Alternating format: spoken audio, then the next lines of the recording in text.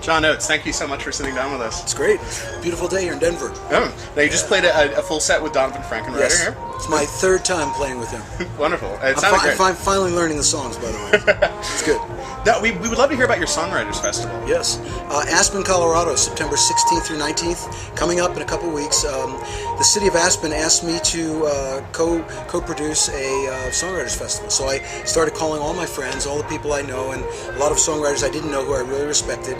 And we have a very eclectic group of people. We have everyone from really new, cutting-edge people like the Bird and the Bee to really well-established people like Alan Toussaint, and everything in between. We have legendary songwriter Jeff Barry, who's written Chapel of Love, Leader of the Pack, and all kinds of amazing songs.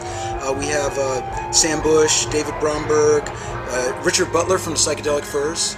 It's really cool. It's going to be a great festival. It goes on for 3 days, and come on out to Aspen and enjoy this thing because it's going to be awesome. Nice. And is there a website we can direct? There is. You can go on the WheelerOperaHouse.org, and you can find it there.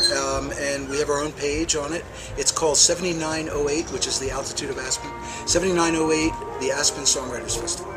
Excellent.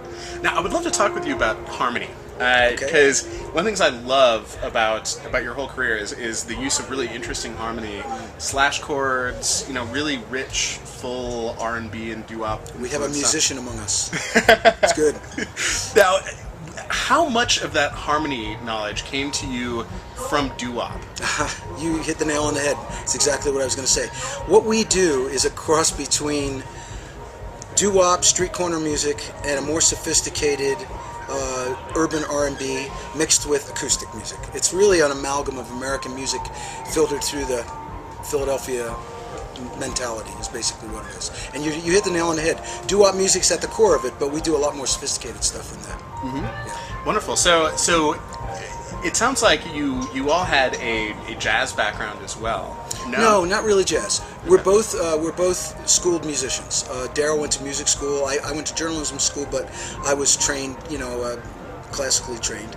So we know the fundamentals and everything we need to know in terms of that. But we're also street musicians and kind of gut musicians. We play from the gut. So it's really a combination of I think it's one of the things about us is that we're able to draw from like really cool classic rock and classic R&B and classical music in that, and also from folk music, and we combine it all together. Mm-hmm. Now, how much did you guys do vocal sectionals, where you were really just focusing on the singing on stage? Because there was just amazing stacked harmonies that were going on.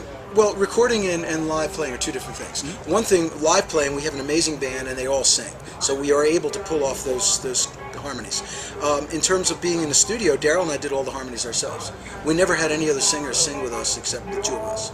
Wow. And we would just stack them, and we'd stack it in different ways. It would depend on what the song called for. We have lots of techniques, so I'm not giving away my secrets. Mm-hmm. So. Now, how much did arrangements change over time from the recorded versions to the evolution of the live versions? The live band always takes the original songs and they evolve, and they constantly evolve. Every night they evolve. New musicians enter the band, add a little bit of themselves to it, but at the same time there's certain elements that are very key, like certain kinds of introductions and certain kinds of things that are really part and parcel of the song itself. Like the introduction is Sarah Smiles, the introduction is Sarah Smile.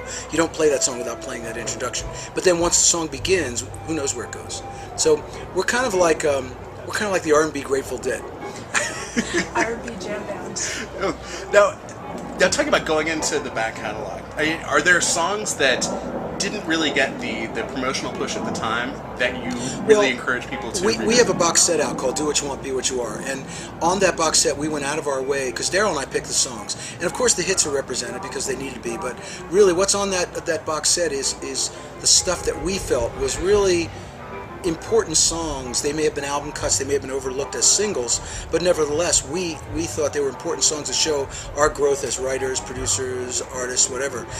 So the box set I think is really interesting because I think it really lends it reveals a side of us that maybe the casual fan doesn't realize because they only know us through our hits. But I think we have a lot of depth and a lot of breadth to our music beyond the hits. And there was such a rich catalog in the 70s. I mean, a lot of songs, yeah. Do you think Abandoned Luncheonette was underplayed, undersold? Well, it was the beginning of our career. and people recognized it, and it was the thing that put us on the map. So, in a sense, for where we were at the time, it wasn't. It was well received, but it never became a huge hit. But nevertheless, to this day, I think it's people's favorite albums that we ever done. So. And I heard that you canceled some of your tour in Arizona Yes, to we make a did. political statement. Can you talk Yeah, about we that? didn't feel very comfortable with what was going on there legally with the pending adoption of that law. We thought it was unconstitutional, and we didn't think it was right. And we just thought, we don't need to play there right now. But we'll go back. And what is your secret sauce for you and Daryl Hall to be together so long, still writing music, still playing and enjoying each other? We hate each other, but we're extremely greedy. Perfect. Excellent. Thank you so Okay. much.